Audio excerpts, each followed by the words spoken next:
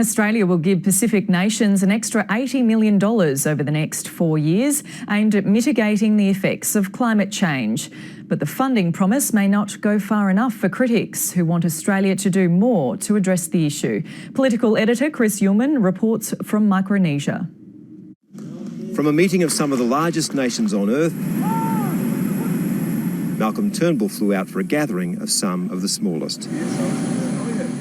The Prime Minister has landed in the Federated States of Micronesia, nearly 3,000 kilometres northeast of Australia, for the annual Pacific Islands Forum. From Samoa? Yeah, how do you do? Micronesia and 11 other Pacific countries are policing their waters with ageing boats gifted from Australia. The patrol boats that have been provided to us from Australia have definitely been something that we have used and utilised well.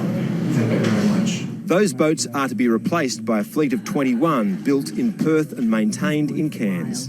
They will be substantially bigger vessels, more powerful vessels with a longer range. But patrol boats won't help those living on low-lying islands threatened by rising seas.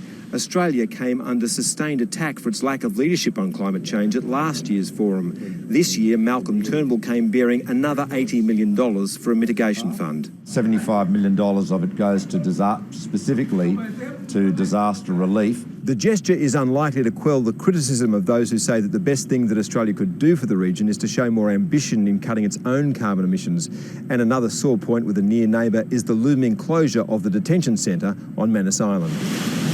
Papua New Guinea's highest court has ruled the centre illegal, so more than 800 men now need somewhere to go.